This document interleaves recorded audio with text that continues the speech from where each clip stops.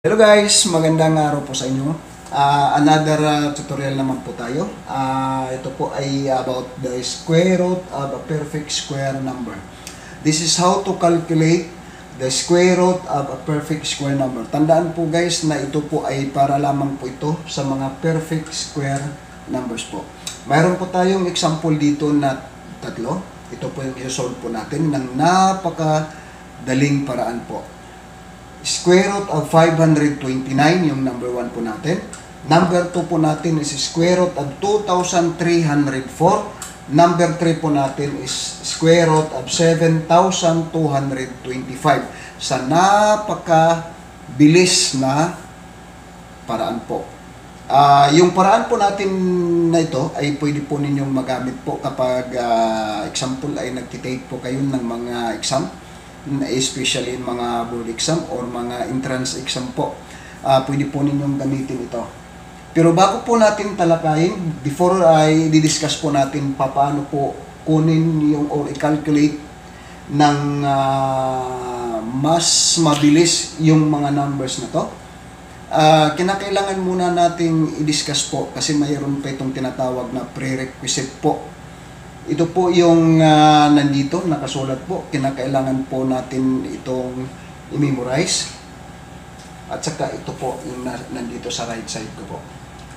So, i-memorize po natin yung dalawang ito. Madali lamang po ito. Tuturuan, ito po yung unang tatalakayin ko po. I-discuss ko po sa inyo. Para mas madali po natin itong ma-solve. So, unang-una, ito po ay yung mga nilagay ko po dito yung mga perfect square number na from 1 to 100.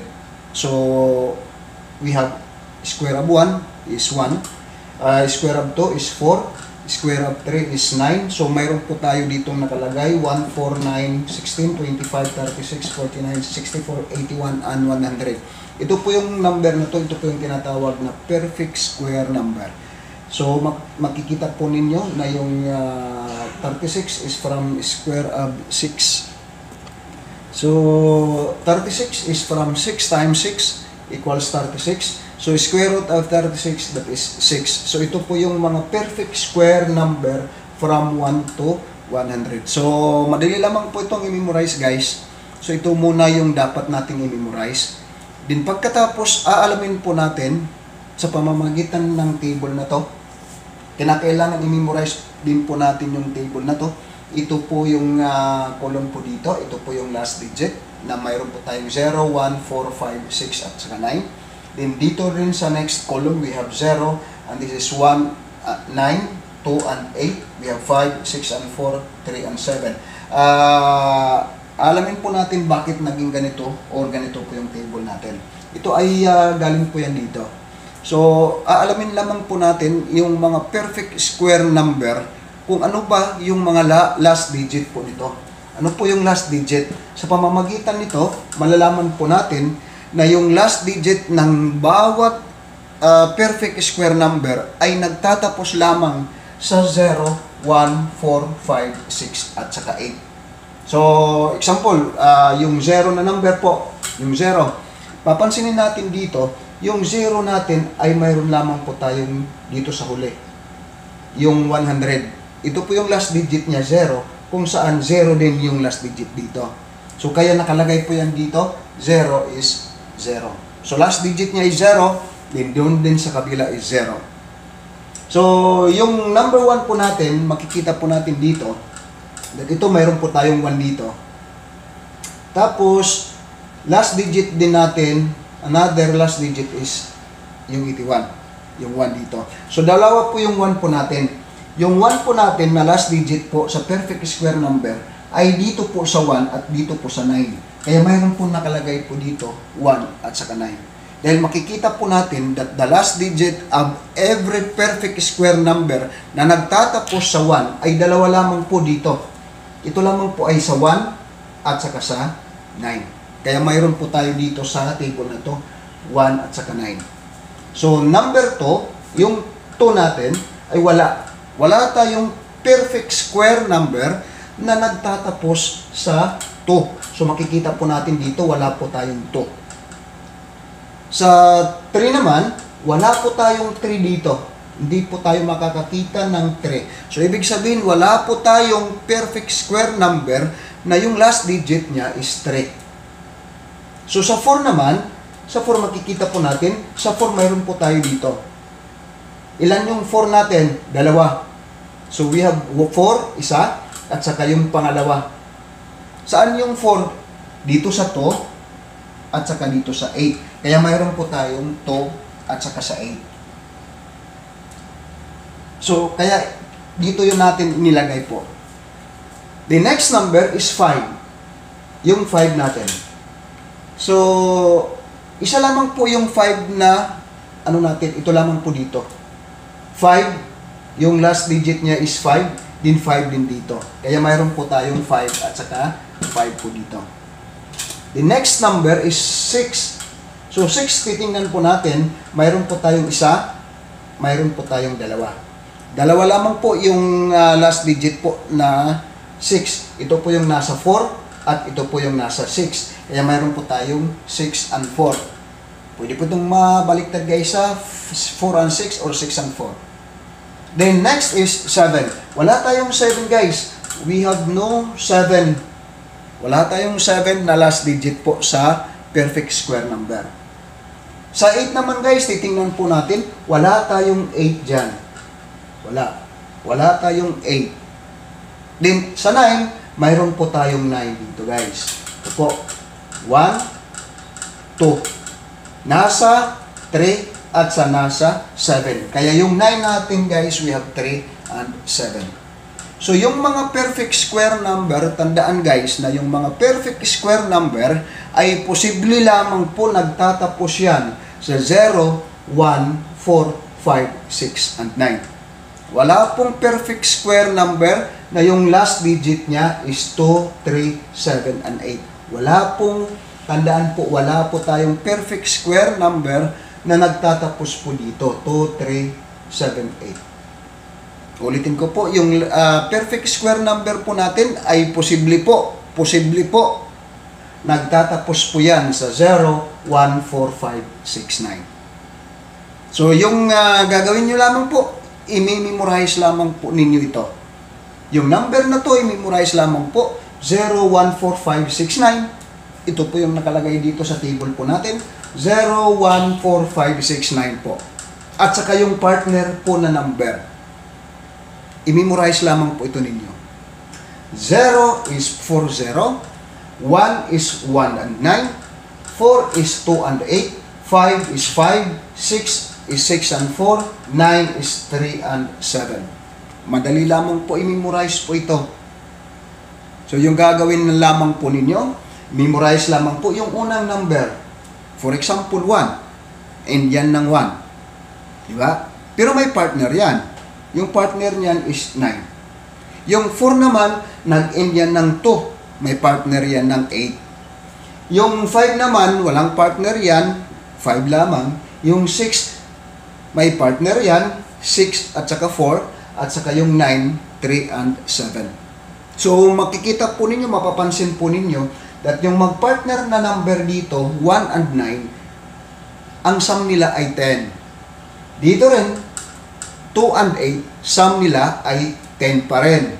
Dito, 6 and 4, 10 pa rin, at saka 3 and 7, 10. So, ibig sabihin, pag pagsamahin mo yung dalawang partner na number, 10 po, para po madali pong ma-memorize po natin.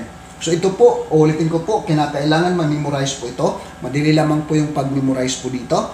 If mayroon po kayong table dito at saka may memorize po ninyo ito, madali lamang po yung pagsagot or pag-calculate ng square root of number po dito. Okay? Okay guys? Okay. So proceed na po tayo dito sa paano po ito i-calculate. So, ulitin ko po guys, focus po tayo dito sa table. Gagamitin po natin yung table, kaya kinakailangan po i-memorize po natin ito. Okay. Example number 1 natin guys, square root of 529. So, unang gagawin po ninyo guys, tingnan po ninyo, ano yung last digit ng number na to. Di ba 9? So, 9 yung last digit natin. So, pagkatapos, dahil alam mo na 9, titingnan mo dito sa table. Ano ba yung last digit na 9? And that is 3, 3, and 7.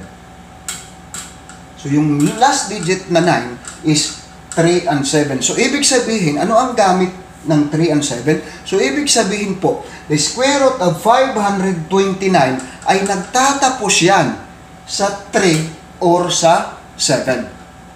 Ulitin ko po, yung sagot po sa 500 or the square root of 529 ay nagtatapos yan sa 3 and 7. So, para po makuha po natin kung ano po yung magiging partner nito, yung tamang sagot, yung gagawin po natin, i-drop po natin ito. Yung dalawang digit po. Dalawang digit po sa right, i-drop po natin. Yung matitira is 5 na lamang po.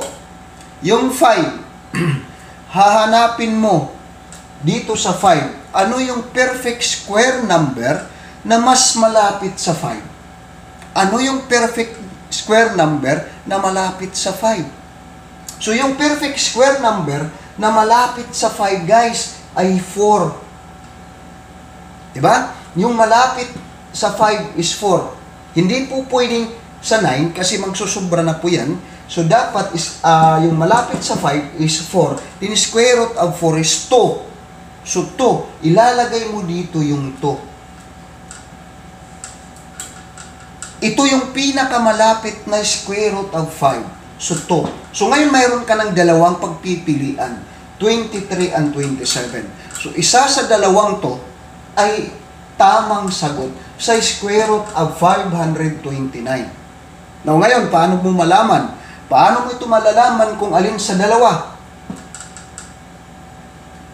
So, ganito yung gagawin mo, guys. Dahil 2 po ito, yung square root of 2, imumultiply mo lamang po ito by a number na kasunod po ng 2, which is 3. 2 times 3. Yung 2 times 3 po natin is 6. Diba? 6. Din pagkatapos, i-compare mo ito, yung sagot dito, i-compare mo ito at sa dito, sa number na to, sa 5. So, i-compare mo ito. Now, kung yung number po dito ay malaki kaysa dito, pipiliin mo yung malaking number dito. Pag yung ito ay maliit kaysa dito, pipiliin mo yung maliit na number. Now dito, 5 ito, at saka yung sagot po natin dito is 6. If i-compare po natin, maliit yung 5 kaysa sa 6. So pipiliin mo yung maliit, yung 23 kaysa sa 27. So ibig sabihin, guys, square root of 529 is equal to 23. Yun lang, guys, kadali mag-divide. Yun lamang po kadali mag-calculate po ng square root of a perfect square number. Pag na-master niyo na po ito, pag na-memorize na po ito, madali na lamang po ito ninyo isusunod. Okay. Dito po tayo sa example number 2, guys. Medyo mahaba-haba po yung video po natin ngayon. So, ngayon, yung last digit natin is 4. Ano ba yung 4? Dito tayo, 2 and 8. So, ilalagay mo ito dito, 2 at saka 8. Then, pagkatapos, if mayroon na po kayong dalawa, idadrop mo po yung 2 digit po dito sa right side ng number na to. So, natitira is 23. So, hahanapin mo ngayon, ano yung perfect square number na malapit sa 23. Dito, guys, ito. 16 po yung pinakamalapit dito sa 23. Hindi po pwedeng 25 kasi lalampas na po ito. So, yung pinakamalapit is 16. Square root of 16 is 4. So, ilalagay mo dito, guys, 4. So, mayroon ka ng dalawang pagpipilian, guys. 42 or 48. So, nandito lang po sa dalawang to yung tamang sagot. Para makuha mo yung tamang sagot, yung 4 na yan, imumultiply mo lamang yan sa kasunod na number. 4 times 5 is 20. Tapos, i-compare mo yung dalawa, 23 at saka 20. Di ba malaki yung 23 kaysa 20? So, malaki. So, dapat yung number na malaki yung pipiliin mo. So, square root of 2,304 is equal to 48. Yun lamang guys. Napakadali lamang guys. Hindi ka na gagamit pa ng calculator dito. Okay, nakuha ninyo? So, dito tayo sa example number 3. Now, in example number 3 natin, ito po ay nagtatapos, last digit po nito is 5. Now, dito sa table po natin, yung last digit po dito is 5. Isa lamang po, 5. So, ilalagay po ninyo 5. Wala na kayong pagpipili ang iba guys. 5 lamang po. Isa lamang po ito. So, 5. Madali lamang po ito guys dahil isa lamang po, hindi na kayo pipili dito. So, i-drop po ninyo ito. Dalawang digit po sa right side. Then, natira is 72 na lamang po. Hanapin nyo po dyan yung pinakamalapit na perfect square number sa 72. And that is 64. Hindi po 81 ha. Kasi 81 is greater than 72. So, that is 64. Square root of 64 is 8. So, 8 po ang ilalagay po dito. And the answer now is 85. Kasi wala ka nang pagpipili ang iba. 85 na yung sagot. So, square root of 7,225 is equal to 85, guys. Okay? Napakadali. So, gayahin nyo lamang po ito. At saka, memorize yung table. Napakadali lamang po. Okay, bye-bye. Hanggang sa next na tutorial, guys. Bye.